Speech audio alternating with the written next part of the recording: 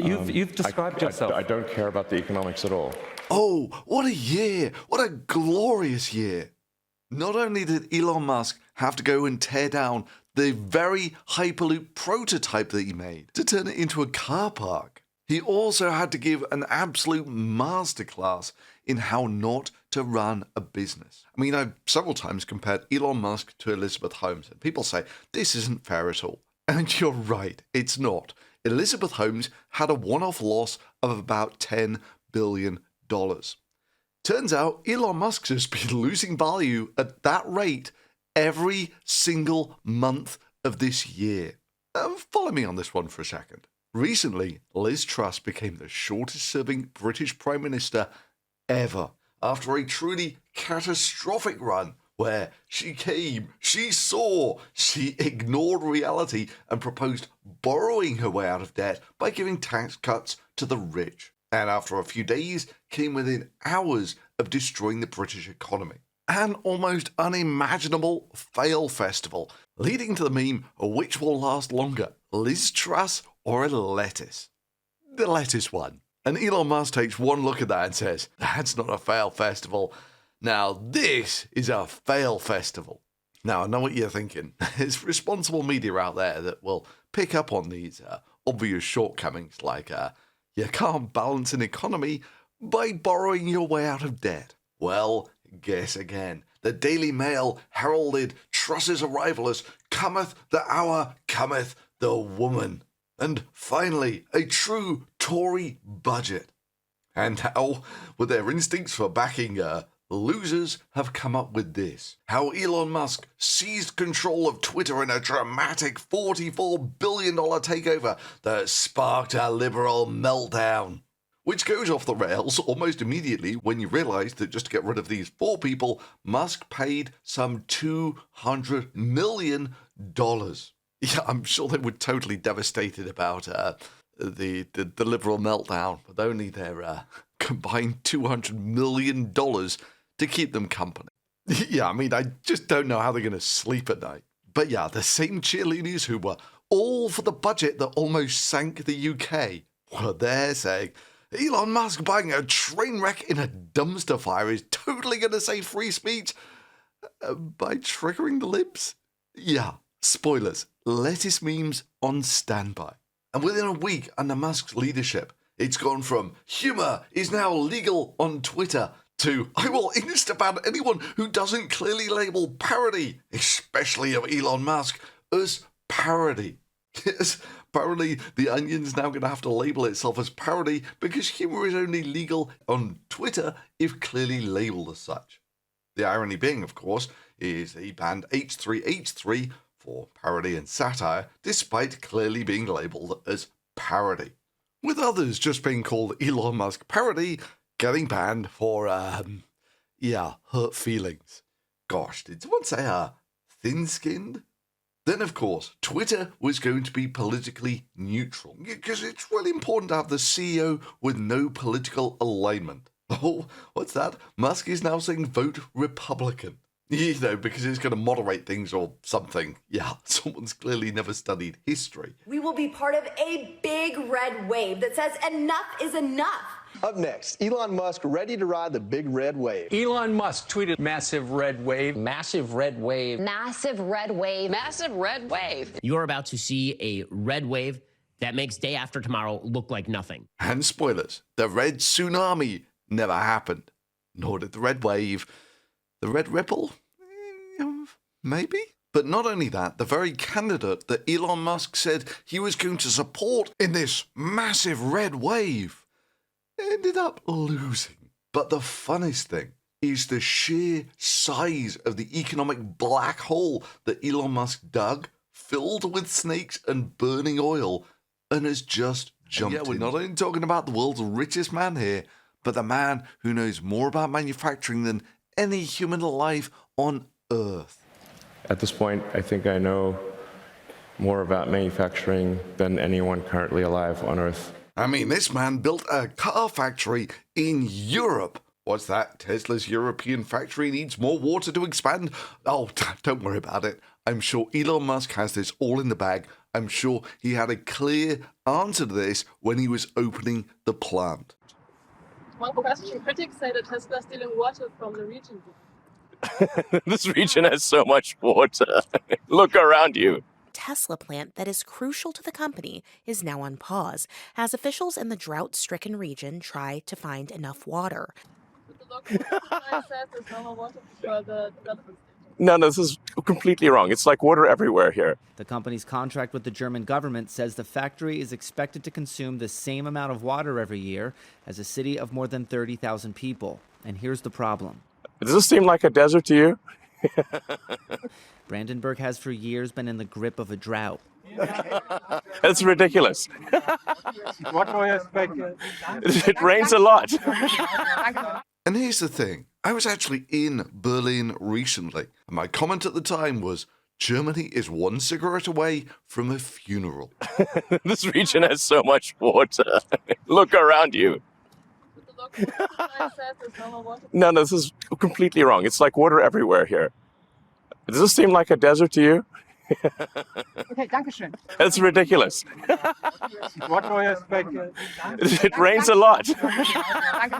Yeah, and of course, in the Elon Musk zone, you're going to get lots of people correcting him that he was actually factually wrong here. And you come down and it's like, no, this guy's a legend. Elon inspires me every day. Love Elon Musk. His laugh was priceless. Yeah, it's almost as priceless as his laugh at buying Twitter. So let's start with how much he paid for Twitter, which, depending on who you ask, was somewhere between 2 and 4 times overvalued. So right out of the gate, he's paid about $20 billion too much. Which is probably why, mister, I don't care about the economics at all. I'm just buying it for free speech. Yeah, but I mean, I could technically afford it. Spent most of the summer filing lawsuits to try and wiggle out of buying Twitter. But of course, Musk couldn't afford to just buy Twitter straight out, so he had to get a load of fellow investors who also believed in free speech, like Saudi princes to chip in the odd $1 billion here or there. Yes, our good free speech loving Saudis were the second largest investors in Musk's takeover of Twitter. It's important to the function of democracy. It's important to the function of the United States as a free country and many other countries, and to help freedom in the world. Which is, of course, why Elon Musk thought it was important to get the Saudis involved with this. And yeah, something like a third of Tesla's cash flow goes through China, leading in one week to him both getting thanked by China and the Kremlin. Yeah, I wonder why some people are a little twitchy about this. And of course, Elon Musk bought Twitter at the worst possible time, when inflation is going up like crazy, which means interest payments will be high, which means that just the interest payments alone on the loans that Elon took out are going to be about $1 billion per year. So not only did he pay way over the odds for Twitter, he paid it for a company that has really struggled to make money.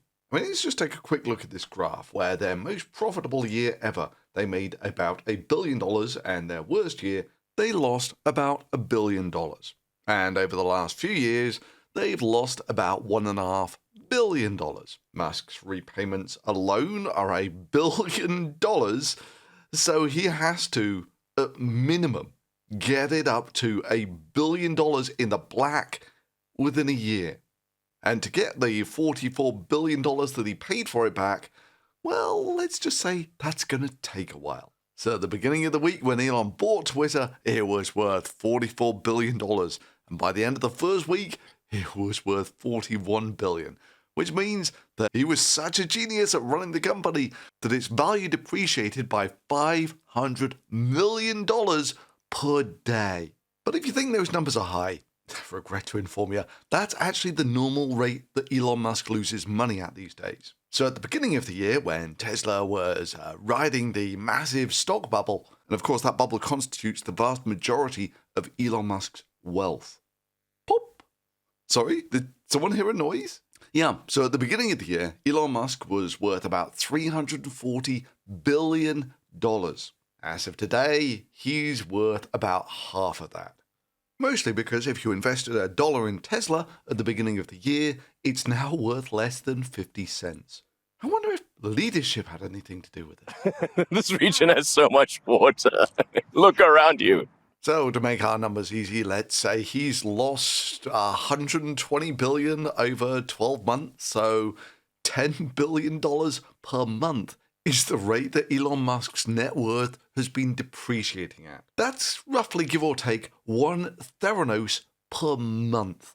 So yeah, losing $3 billion over Twitter, I mean, it's a lot of money. But this doesn't matter, because Elon Musk made it very clear when he was buying Twitter. He didn't care about the economics at all. He was doing it for the benefit of mankind. It's important to the function of democracy. It's important to the function of the United States. But you've described yourself. I don't care about the economics at all. Or to hear, this is not about the economics. It's for the moral good that you think it will achieve. Which is a little weird, seeing as since he's bought it, he's done nothing but complain about the economics.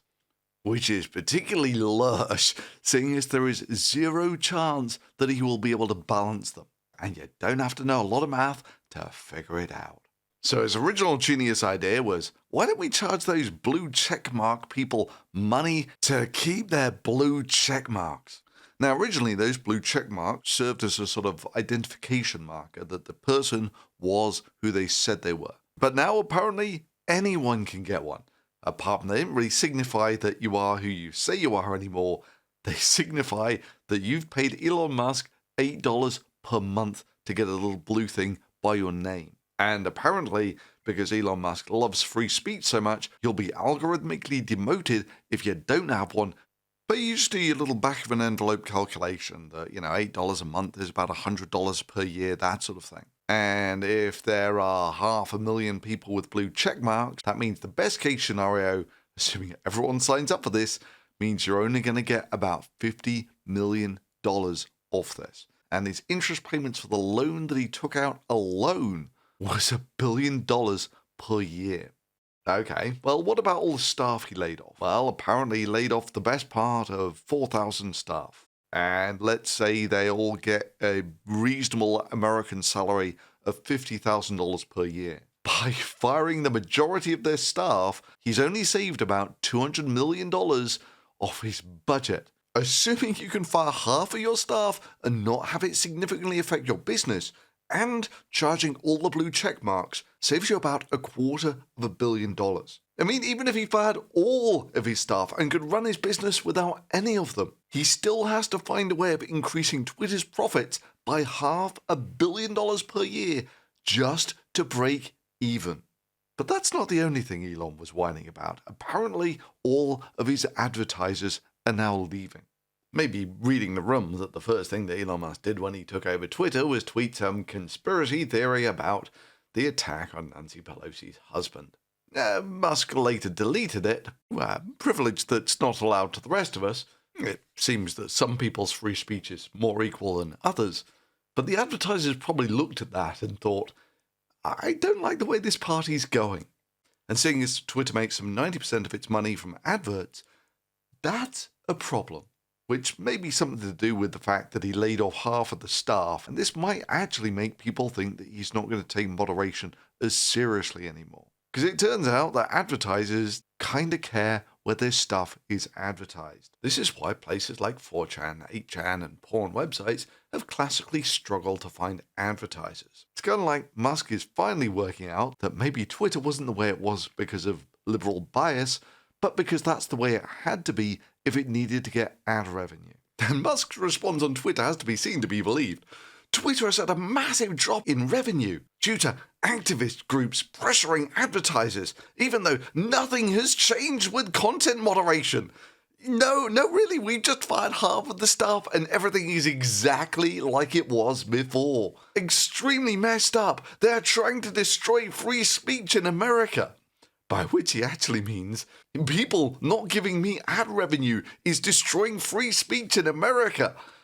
But don't worry, Elon's going to use his amazing interpersonal human skills to woo back these advertisers, responding to a tweet saying that maybe he should consider naming and shaming the people who boycotted putting ads on Twitter by saying, "Thank you, a thermonuclear name and shame is exactly what will happen if this continues." That ought to do it. Thanks very much, Elon. That'll put the jittery advertisers' minds at rest, that they're dealing with an adult who can deal with things in a mature fashion, not a petty, vindictive child who will throw his toys out of the pram if you don't give him what he wants. Yeah, I mean, thankfully Elon's got a complete monopoly here, and there's nowhere else that the advertisers can go. Maybe just a little reminder about why Elon Musk was buying Twitter. But you've described yourself. I don't care about the economics at all. Or to hear, this is not about the economics. It's for the moral good that you think it will achieve. So today we fired half of Twitter. For those who think this is some maybe brain fart tweet and Musk will be much more coherent in person, let's take a look, shall we? I mean, to be frank, Twitter was having pretty serious revenue challenges and cost challenges before the acquisition talks started. Yeah, you mean that's when you decided that this is a company that I really need to pay over the odds for because it's not making any money. So, and then we also recently had a lot of difficulty with activist groups pressuring major advertisers to stop spending money on Twitter. Activist groups, Elon? Are you sure it's not just, say, because of this? So today we fired half of Twitter. This is despite us doing everything possible to appease them and to make it clear that moderation rules and hateful conduct rules have not changed, and we're continuing to enforce them. So you should cut your staff in half, but you want the people to think that that's going to have no effect on how the platform is run. A number of major advertisers have stopped spending on Twitter. This doesn't seem right because we've made no change in our operations at all.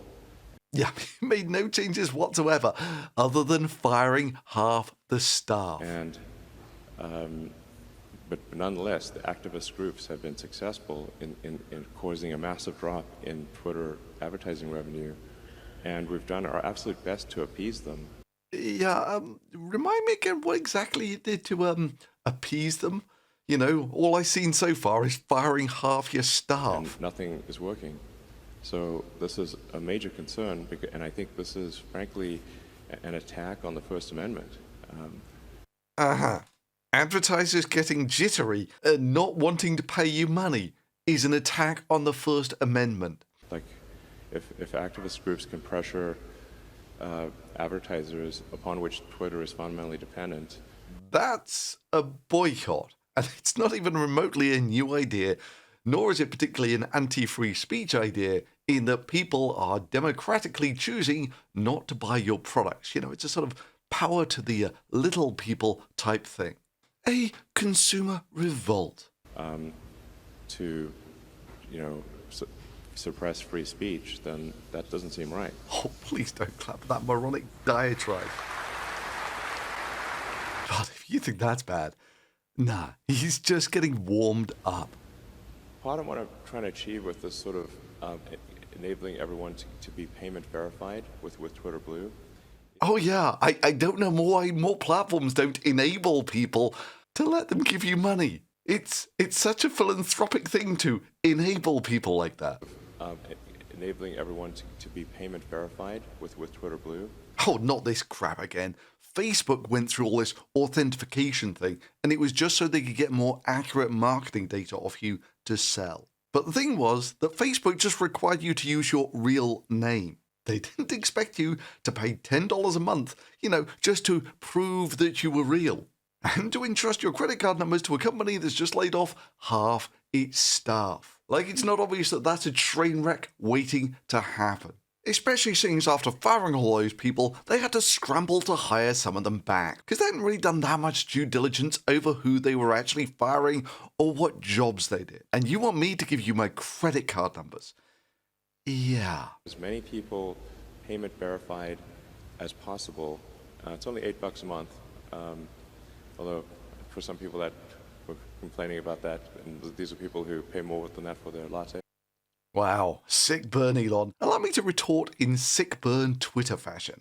$220 billion man who just fired 3,500 Americans needs your $8 to turn a profit.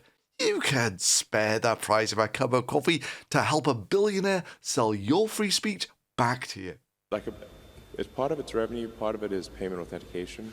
And so if somebody, because there is a huge problem with spam and bots and trolls on Twitter, and organizations trying to manipulate public opinion. And your response to that is, well, I don't really know how to solve those problems, but I can charge people money in the meantime. But if we can get enough verified users, and we're going to prioritize Twitter search, replies, mentions by verified users first. Yes, like the clearly blue check marked under the new system George W. Bush is. Who says, so what if I did 9/11? With fake Tony Blair chiming in, same to be honest. We're going to prioritize Twitter search, replies, mentions by verified users first. And George Bush saying, I miss killing Iraqis. Sad emoji. So you're going to promote the tweets from people who pay you $8 a month? Like, you think that's outside the budget of state actors? Payment verified with blue checkmark, then you're prioritized. So Twitter's current system of lords and peasants is now being replaced with exactly the same system, apart from where the lords have to pay you $8 a month. And hateful conduct pays, but if somebody risks losing even $8, the net effect will be over time that the verified users will pretty much always be at the top of comments and search.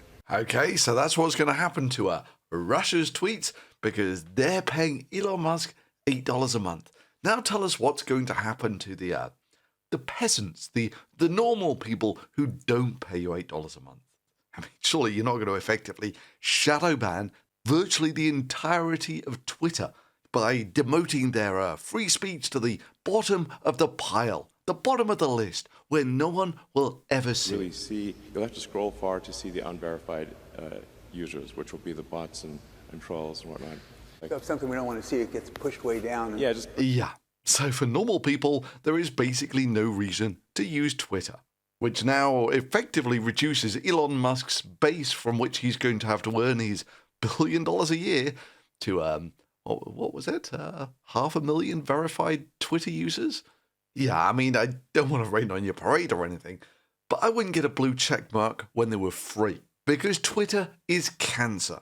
And there's no way in hell I would pay to experience this train wreck, let alone with Netflix subscription type money. I mean, don't get me wrong, it's fairly entertaining to watch, but it was a train wreck before Musk. Now the only difference is it's a burning train wreck in a dumpster fire, being driven by a clown. And talking of clowns and transport, Elon Musk no longer owns a Hyperloop test track. Not that he really ever owned one to begin with, it was more just a rusty tube outside SpaceX headquarters that's now been taken down to make a car park. Okay, so I was actually really quite looking forward to going back to seeing what had come of the calling it a Hyperloop test track is really giving it way too much credit. It was basically a long metal tube in that it never really did anything that would increase the speed over a car on the street. It just never got the pressure down low enough. Each built their own prototype pods that could eventually carry humans 700 miles an hour. Well, it seems very futuristic, but Elon Musk just got a step closer thanks to some of the best young engineers in the world. Conceivably, the trip from New York to D.C. could take just 29 minutes. That same trip on an express Amtrak train right now takes nearly 3 hours. Oh, wow, Joe. Can you imagine you guys 30 minutes from New York to D.C.? Oh, my gosh. What a dream. Basically, it was a very small electric car. Musk was elated with the results. Now, transportation experts say we're still probably several years away from sending ourselves down these tubes in major cities. Or maybe more accurately, it's years away from being cut up and turned into a car park, because future of mankind. And how do I know that it's been derelict for years? The reason I say this, of course, is because there is actually This is the Hyperloop test track here, and it's been out of commission long enough that Google Maps has updated a rail track going through the middle of the Hyperloop. So yeah, this thing hadn't worked for years. And seeing as we're laying a wreath on the decaying corpse of the Hyperloop, it's maybe worth remembering back to 2017, where everyone was all over this inspirational new mode of transport, including universities from all over the world. His concept, people traveling underground in a powerful vacuum tube, brought 24 engineering teams from across the country and around the world to a competition at SpaceX headquarters. Our team alone, with just 27 members, represents 12 different countries. MIT's motto is mind in hand, and Hyperloop really puts the mind and hand work together. The fact that it was a 100-year-old idea, long discarded as impractical, didn't bother them at all. The race for the future of travel is moving fast. Billionaire entrepreneur Elon Musk is one step closer to making his ambitious plan to build a high-speed underground Hyperloop a reality. Yeah, it was literally everyone was saying how incredible this brilliant idea was, except for one lone voice in the wilderness. In fact, it was a good week for the Hyperloop all around, in that Virgin have now taken their name off Virgin Hyperloop. You know, that was after laying off half their staff and saying they were going to concentrate on freight. But then, in the middle of all of this, Musk gets on Twitter again to say that Hyperloop testing at full scale had begun. And it's like, hang on, that's a car in a tunnel. You know, the Hyperloop is meant to be a vacuum tube in which trains run at near supersonic speeds. His concept, people traveling underground in a powerful vacuum tube. Conceivably, the trip from New York to DC could take just 29 minutes. That's a car driving in a tunnel. What's more, not just a regular tunnel where you can drive in and out of it. No, you put a door on the tunnel for some reason. Now you might say, that's because they want to put a vacuum on it.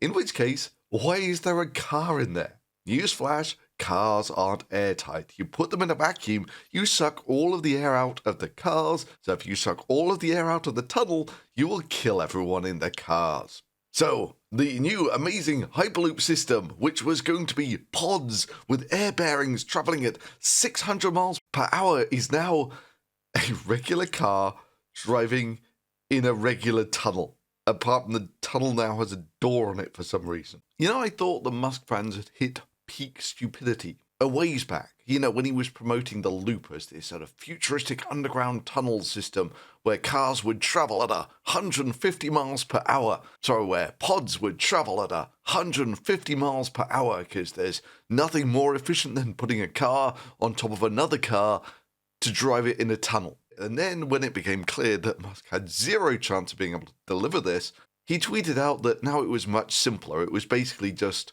cars driving in tunnels. Finally, there's something that I think could solve the goddamn traffic problem. Oh my, there's a traffic jam. Skate that the car was lowered down on will navigate through the tunnel. No driving required. Oh, what time is it? This is still slow. We're only doing 30 miles an hour. Oh my god, oh my We'll god, speed oh up. my god. We'll be able to go like 150 miles an hour if we want.